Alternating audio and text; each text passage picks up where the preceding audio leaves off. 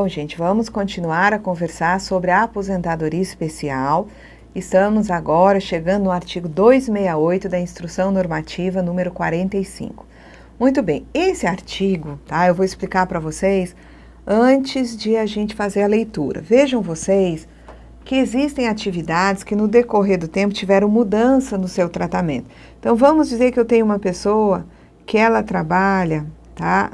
É um segurado e trabalha há 30 anos numa dada atividade. Então, ele está há 30 anos. Esse período todo aqui corresponderia a 30 anos.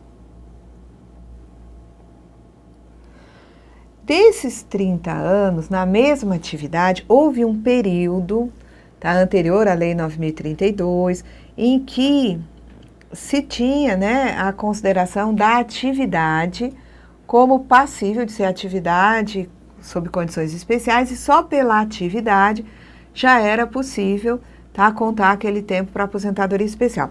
Só que bem aqui houve uma mudança. Então, o que acontece? Nessa atividade, os primeiros 5 anos da atividade, por conta da legislação em vigor à época, essa atividade era considerada como determinante de aposentadoria especial. Essa mesma atividade teve mudança no seu tratamento e, a partir daqui, quando passou a se exigir a comprovação de exposição a agentes nocivos para ter direito à aposentadoria especial, o que aconteceu foi que, no que o segurado fazia, se demonstrou que não havia exposição a agente nocivo para ensejar direito à aposentadoria especial. E essa atividade daqui para frente, ela passou a ser considerada como comum. Então, são 25 anos e olha que é a mesma atividade.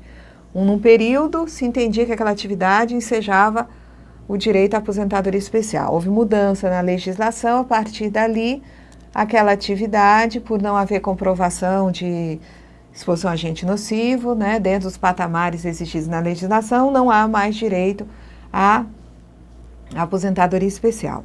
Só que o que vai acontecer é que esses 5 anos aqui vão ser objeto de conversão, tá? Então, o que vai acontecer? Vamos dizer que dava direito à aposentadoria especial em 25 anos. Então, eu tinha 5 anos num contexto onde aquela pessoa ia poder se aposentar com 25 anos.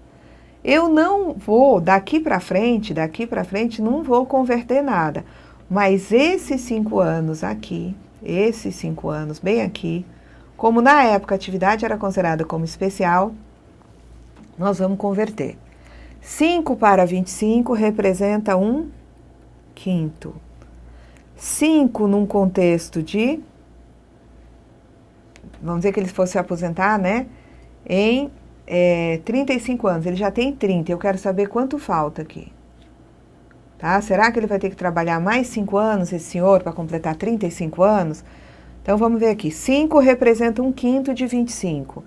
Quanto é que 5 representa?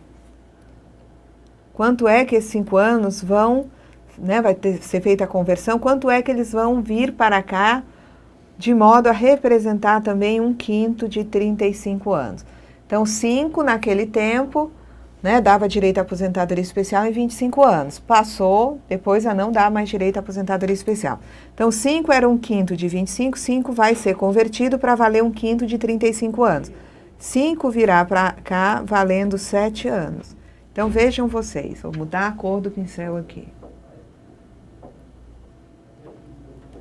Esses 7 anos vão vir para cá. Esses 5 não vão valer 5. Esses 5 aqui, eles vão passar a valer 7 anos.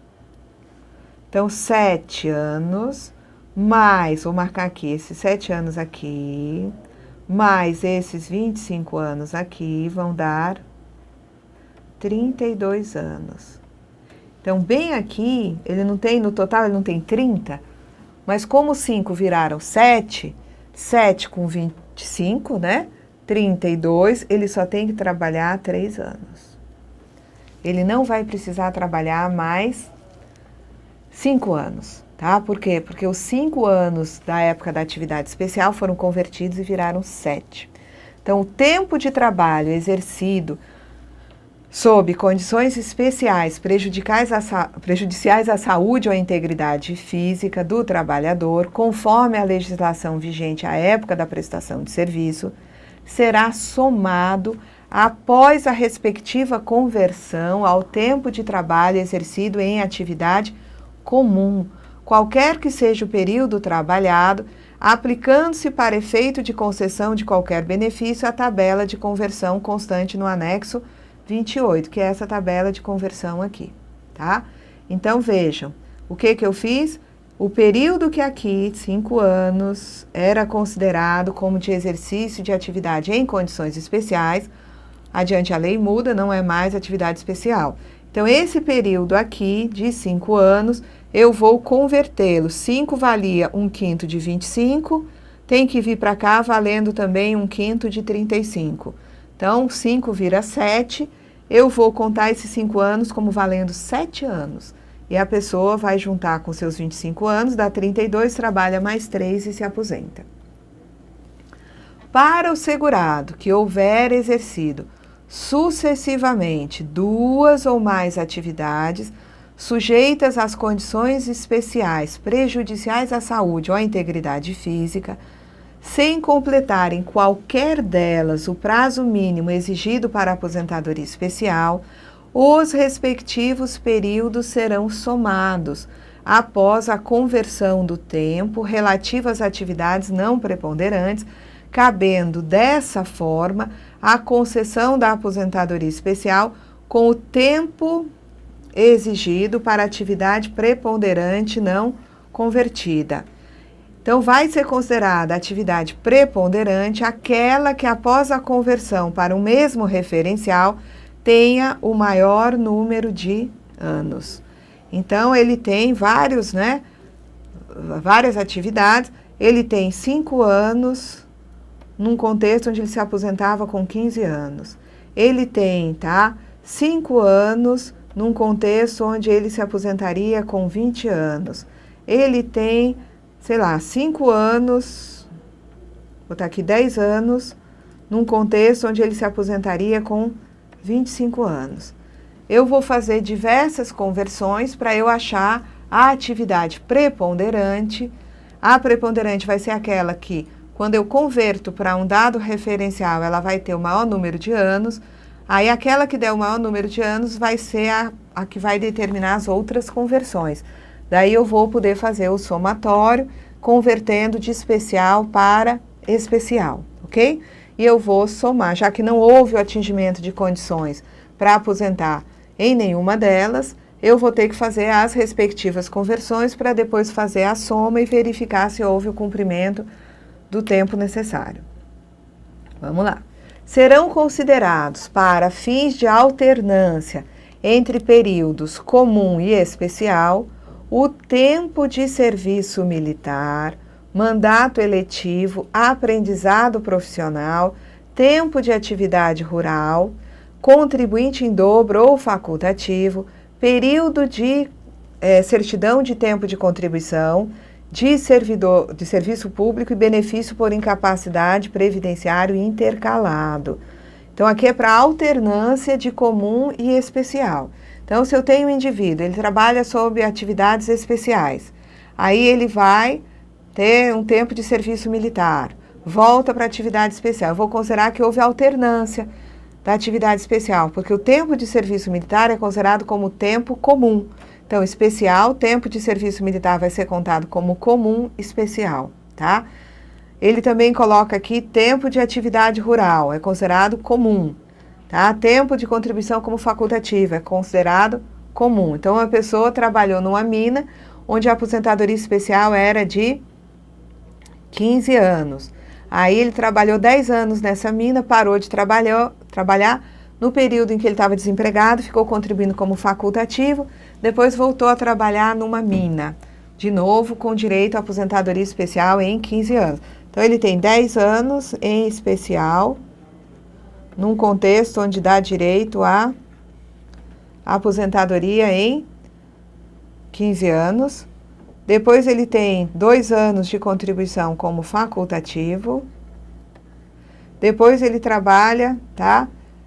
5 anos numa mina, tá? De novo, atividade especial com direito a aposentadoria em 15 anos. Então, esse período aqui é considerado como alternância de atividade comum, tá? Poderia ser, no caso, 10 anos de atividade como especial, 2 anos de auxílio-doença comum e 5 anos de atividade especial. Então, isso é considerado alternância, no sentido de eu não, inclusive, não poder contar esse período para a aposentadoria especial.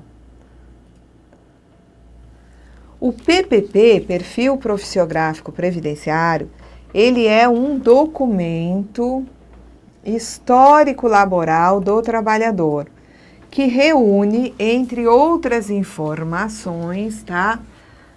Dados administrativos, registros ambientais e resultados de monitoração biológica durante todo o período em que ele exerceu suas atividades. Qual é a finalidade do PPP? A finalidade, tá? É, primeiramente, comprovar as condições para habilitação dos benefícios e serviços previdenciários, em especial o benefício de auxílio-doença.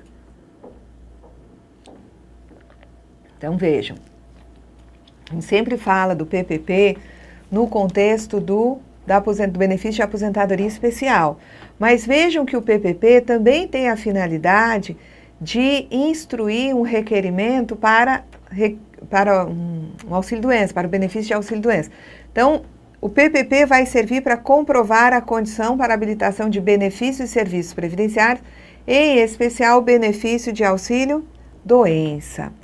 O PPP, ele vai prover o trabalhador de meios de prova produzidos pelo empregador perante a Previdência a outros órgãos públicos e aos sindicatos, de forma a garantir todo o direito decorrente da relação do trabalho, seja ele individual ou difuso e coletivo. Então, esse trabalhador que tem, né, nas suas mãos um PPP, que é um histórico laboral do trabalhador emitido pelo empregador, ele pode usar esse PPP, por exemplo, se ele entrar na justiça como reclamatória trabalhista, se ele entrar na justiça do trabalho com uma ação de reparação, né, de danos causados no caso de acidente de trabalho ou doença profissional do trabalho.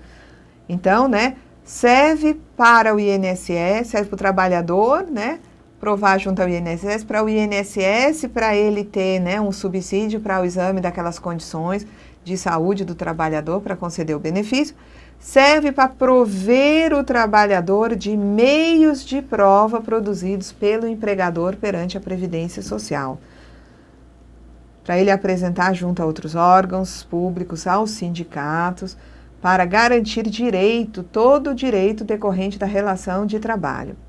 O PPP, ele tem como finalidade também prover a empresa de meios de prova produzidos em tempo real, de modo a organizar e a individualizar as informações contidas em seus diversos setores ao longo dos anos, possibilitando que a empresa evite ações judiciais indevidas relativas a seus trabalhadores. Então, a empresa ela está monitorando sempre as condições ambientais do trabalho, ela atualiza o LTCAT todo ano e emite o PPP sempre com base no LTCAT. Então, o LTCAT muda, o laudo técnico ele é atualizado, ele muda as descrições, as referências nele contidas. Se o LTCAT muda, o PPP muda também. E esse PPP, emitido pela empresa com base nas informações, né, lá do laudo técnico, que foram obtidas, né, a partir do exame das condições de trabalho, esse PPP serve para a empresa provar que ela adotava medidas de segurança do trabalho para aquele trabalhador em particular, porque assim, o laudo ele é ambiental, mas o PPP, para cada trabalhador, retira do laudo informações que vão mostrar exatamente o que o trabalhador fazia e se naquilo que ele fazia ele tinha exposição a agente nocivo, se ele tinha proteção coletiva naquele setor ou se ele tinha proteção individual, tá? Então, serve também de meio de prova para a empresa, para que ela evite ações judiciais indevidas dos seus trabalhadores.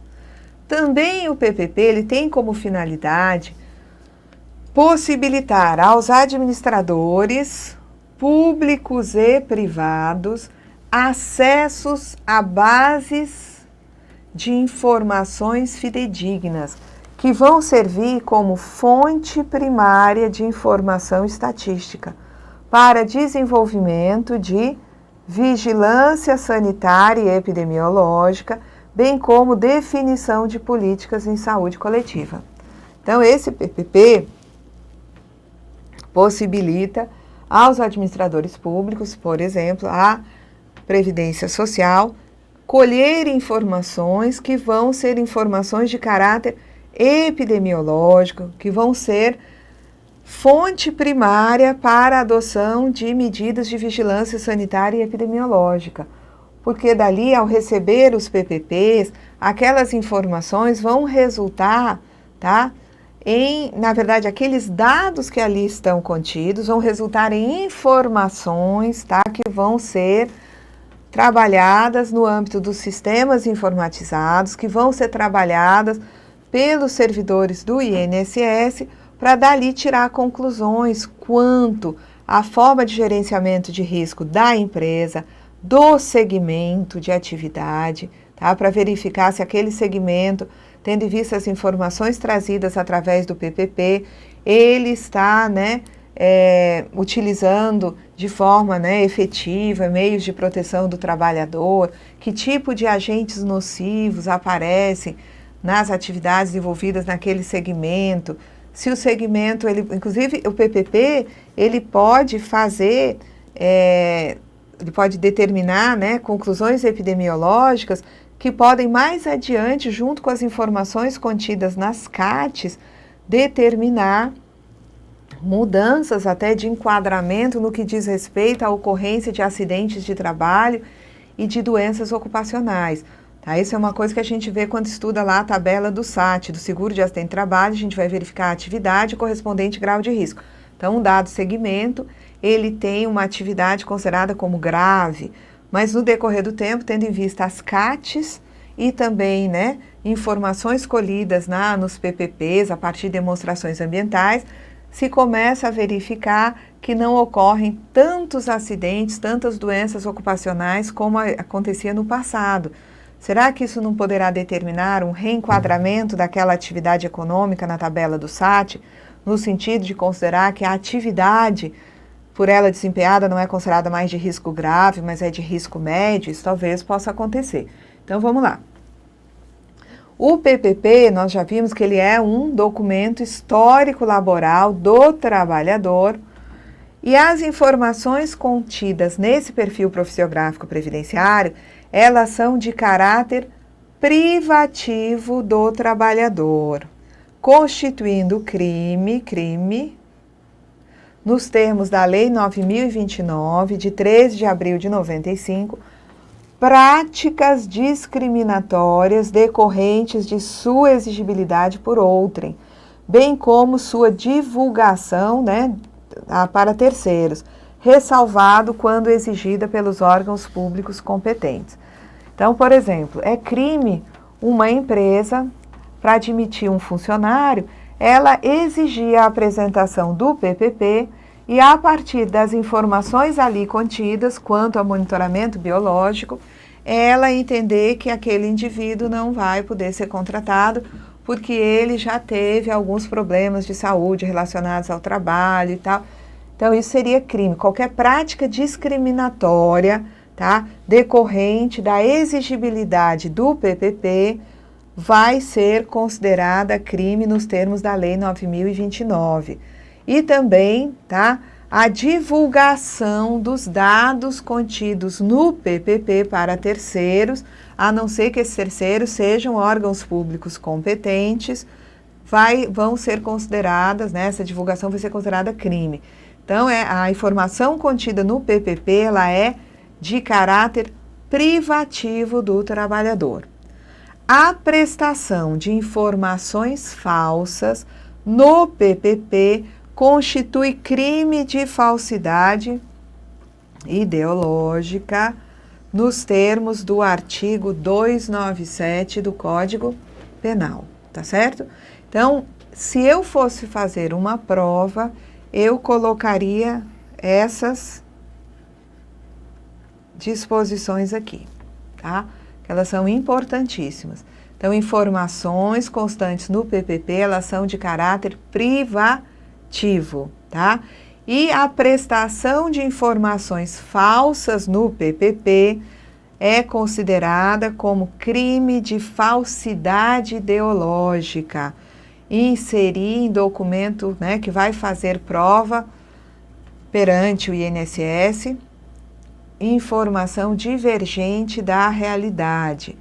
Então, ou então omitir informações, né, que são, né, tanto a omissão quanto a inserção. A questão aqui seria de colocar no documento, que é o PPP, que vai servir de prova junto à Previdência, informações falsas. Tanto, né, omitir informação verdadeira, quanto inserir informação que não condiz com a realidade, seria considerada como crime de falsidade ideológica. Vamos lá. A partir de 1º de janeiro de 2004, conforme essa instrução normativa, número 99, a empresa ou equiparada à empresa deverá preencher o PPP. Então, a partir de 1º de janeiro de 2004, a empresa ou equiparada à empresa deverá preencher o formulário denominado PPP, Perfil Profissiográfico Previdenciário, de forma individualizada para seus empregados, trabalhadores avulsos e cooperados, que elaborem expostos agentes nocivos, químicos, físicos, biológicos ou a associação de agentes prejudiciais à saúde ou integridade física, considerados para fins de concessão de aposentadoria especial, ainda que não presentes os requisitos para a concessão do benefício de aposentadoria especial, seja pela eficácia dos equipamentos de proteção coletiva ou individual, seja por não se caracterizar a permanência. Então, o que acontece? A partir de 1º de janeiro de 2004, a empresa preenche o PPP, um perfil profissiográfico para cada trabalhador. Ele é um documento individualizado, é um histórico laboral individual para os trabalhadores, sejam eles empregados, avulsos ou cooperados. Aí depois a gente vai fazer a leitura de empresa, que pode ser a própria empresa empregadora, a cooperativa, o ógmo, enfim. O fato é que a empresa emite um PPP individualizado para o trabalhador que exerça atividade com exposição a agente nocivo, mesmo que não tenham direito à aposentadoria especial, tá? E por que eles não teriam direito à aposentadoria especial? Porque, por exemplo, o agente nocivo ele está presente, é um daqueles agentes que consta do anexo do regulamento, mas ele está presente num patamar que não ultrapassa o limite de tolerância. Então, não vai haver ali direito à aposentadoria especial. Mas o agente nocivo está ali. E ele, apesar de não ultrapassar o limite de tolerância, ele precisa ser monitorado. Então, ele vai estar no laudo e vai no PPP se fazer referência. Aquele agente, ele está presente, mas ele não enseja o direito à aposentadoria especial. Mas tem que ter o PPP. O agente está presente, ele até está num patamar, né, bem alto, aquele ruído, por exemplo, mas existem medidas de proteção, sejam elas coletivas ou individuais, que são eficazes no sentido de neutralizar ou eliminar a nocividade. Então, isso tem que estar lá no PPP também. Então, o fato de o trabalhador não ter uma exposição àquele agente nocivo a ponto de ter aposentadoria especial, não dispensa o PPP. Tem que ter o PPP, sim. Está presente no ambiente de trabalho um agente nocivo, potencialmente nocivo, tem que emitir o PPP. O PPP, ele substitui o formulário para comprovação de efetiva exposição dos segurados a agentes nocivos para fins de requerimento à aposentadoria especial. Na verdade, o PPP substitui vários formulários que foram usados em diferentes épocas. Quando o PPP contemplar períodos laborados até 31 de dezembro de 2003, serão dispensados os demais documentos referidos no artigo 256. Então, o PPP ele é obrigatório a partir de 1º de janeiro de 2004. Mas vamos dizer que a empresa, tá, uma vez que o PPP já é previsto desde muito tempo, né, embora não tivesse se tornado obrigatório, a empresa passou a usar o PPP bem antes de janeiro de 2004. Então, se ela vem confeccionando o PPP com base em laudo técnico de condições ambientais, desde antes de 1º de janeiro de 2004, então ela vai poder apresentar, vai poder entregar e o trabalhador apresentar junto ao INSS só o PPP sem os demais demonstrativos ambientais acompanhando. Porque quando é formulário, no período até dezembro de 2003, precisa ter, né, formulário, em alguns períodos, sempre o formulário e o LTCAT. Se a empresa já vinha fazendo o PPP antes de 2004, então vai ser apresentado somente o PPP. Quando o enquadramento dos períodos laborados for devido apenas por categoria profissional, na forma dessa legislação antiga, que está aí, desses 2 decretos, e não se optando pela apresentação dos formulários previstos para reconhecimento dos períodos laborados em condições especiais, vigentes à época, o PPP deverá ser emitido, preenchendo-se todos os campos pertinentes, excetuados os referentes à exposição a agentes nocivos. Então, quando, tá, em períodos, né, de trabalho mais antigos, se tiver garantia de considerar aquele período como determinante de aposentadoria especial, apenas por conta, lembram, da categoria profissional, que antigamente você considerava a categoria profissional, a atividade que estava ali listada como determinante do direito à aposentadoria especial. Então, se naquele período, né, de trabalho era um período antigo, que se podia entender como sendo a atividade determinante do direito à aposentadoria especial, naquela época, tá? Então, o período laborado se considerava a categoria profissional para dizer que tinha direito à aposentadoria especial, e aí a empresa optou por não apresentar os formulários previstos à época para reconhecimento dos períodos laborados em condições. A empresa, então, emite o PPP, tá? E preenche parte dos campos. Ela não vai precisar preencher os referentes à exposição a agente nocivo. Por que ela não preenche? Porque na época não precisava comprovar a exposição a agente nocivo. No passado, essa aposentadoria ela era, por assim dizer, corporativa. Os indivíduos de uma determinada categoria profissional, categoria essa apontada nesses decretos antigos, podiam se aposentar especial. Vamos lá. O PPP deve ser emitido pela empresa empregadora, no caso do empregado, pela cooperativa de trabalho ou de produção, no caso de cooperado filiado, pelo órgão gestor de mão de obra ou pelo sindicato da categoria, no caso de avulso portuário, que exerça suas atividades na área dos portos organizados, e pelo sindicato da categoria, no caso de avulso portuário, que exerça sua atividade na área de terminais de uso privativo e do avulso não portuário, tá? Então, vamos lá. PPP é emitido pela empresa, no caso do empregado, pela cooperativa, no caso dos CIs cooperados. O PPP é emitido pelo ógmo ou pelo sindicato da categoria, se for um avulso portuário que exerça atividade na área de porto organizado. O PPP vai ser emitido pelo sindicato, tá, da categoria, quando o avulso atuar em terminais de uso privado, e também quando se tratar de um avulso não portuário. Porque eu só tenho ógmo no caso de avulso, aí no porto organizado. Então, quando é porto organizado, o ógmo emite, ou o ógmo ou o sindicato que vão emitir o PPP. O sindicato da categoria ou o órgão gestor de mão de obra estão autorizados a emitir o PPP bem como o formulário que ele substitui, que os formulários que eram usados no passado, somente para trabalhadores avulsos a eles vinculados. A empresa ou equiparada à empresa deve elaborar e manter atualizado o PPP para os segurados, né, referidos no caput, bem como a empresa deve fornecer a estes segurados, quando da rescisão do contrato de trabalho ou da desfiliação da cooperativa, sindicato ou órgão gestor de mão de obra, cópia autêntica desse documento.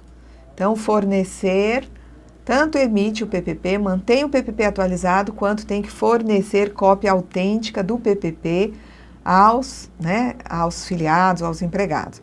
O PPP, ele deve ser atualizado sempre que houver alteração que implique mudanças das informações contidas nas suas seções, com a atualização feita pelo menos uma vez ao ano, permanecendo, inalteradas as demais informações, tá? O PPP deve ser emitido com base nas demais demonstrações ambientais de que trata o parágrafo 1º do artigo 254.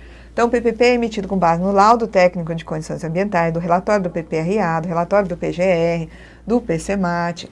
A exigência de PPP em relação a agentes químicos e ao agente ruído fica condicionada ao alcance dos níveis de ação. Então, assim, se tem barulho numa empresa, tá? Esse barulho, ele pode ser alto, mas ele pode não ter nem atingido o chamado nível de ação, que é aquele nível onde o agente começa a produzir mudanças no organismo. Não são nocivas ainda à saúde ou à integridade física, mas aquele barulho já começa a provocar algumas mudanças no organismo do trabalhador. Então, assim, se o ruído atingir o nível de ação, tá? Também no caso de agentes químicos, se eles começam a provocar, por exemplo, mudança no exame de sangue do trabalhador que ele faz periodicamente. Ainda não está produzindo mal à saúde, mas já produz mudança. Quando um agente começa a produzir mudanças, eu digo que ele atingiu o nível de ação. Então, vai ter exigência do PPP, tá? Em relação a agentes químicos e ao agente físico ruído, tá? No caso de haver alcance dos níveis de ação. E no caso dos demais agentes, a simples presença no ambiente de trabalho daquele agente potencialmente nocivo determina a emissão do PPP para o trabalhador.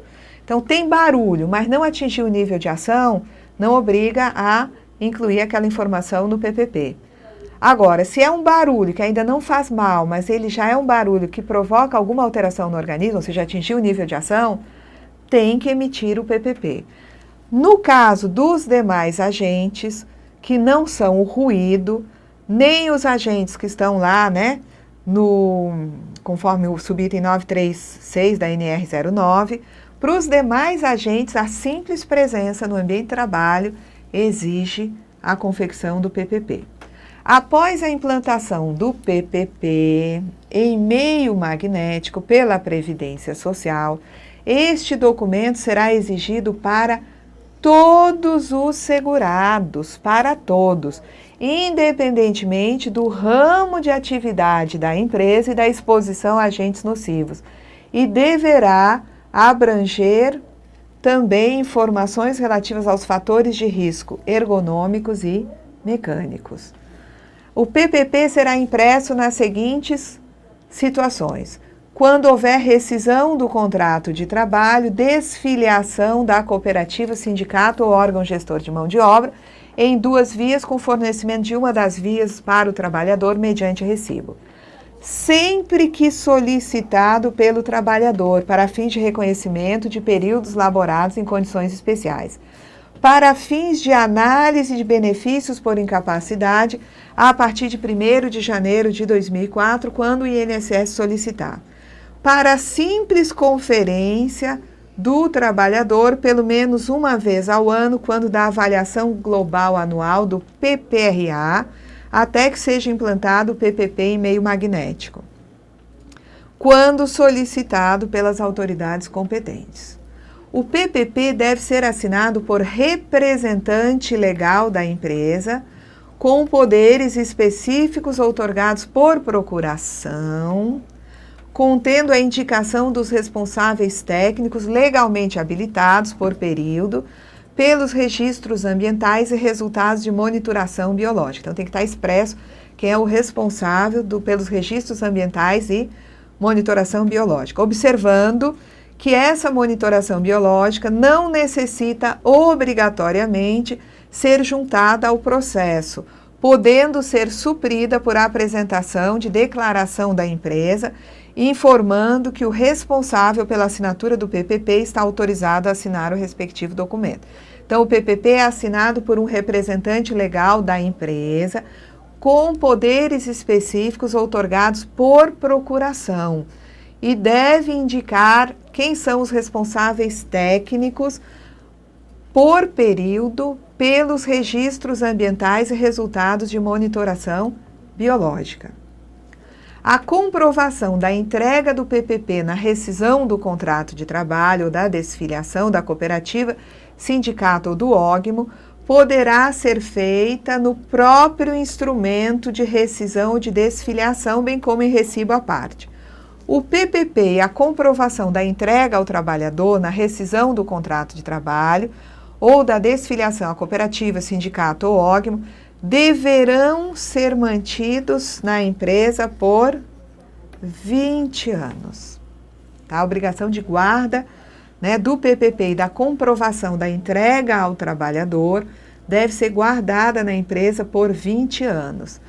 Cabe à Agência da Previdência Social analisar requerimentos de benefícios e de pedidos de recurso e revisão, com inclusão de períodos de atividades exercidas em condições especiais, para fins de conversão de tempo de contribuição ou concessão de aposentadoria especial, observando, né, os seguintes procedimentos: verificar o cumprimento das normas, da exigência das normas previdenciárias vigentes, no formulário legalmente previsto para reconhecimento de períodos alegados como especiais e no LTCAT, quando exigido, e somente após regularização, tá, encaminhar para análise técnica lá da perícia. Verificar se a atividade informada permite enquadramento por categoria profissional até 28 de abril de 95, quando se levava em conta a atividade, promovendo o enquadramento, ainda que para o período analisado, conste também exposição a agente nocivo. É porque até esse período de 28 de abril de 95, não tinha que ter comprovação de exposição a agente nocivo, então não vai para análise da perícia.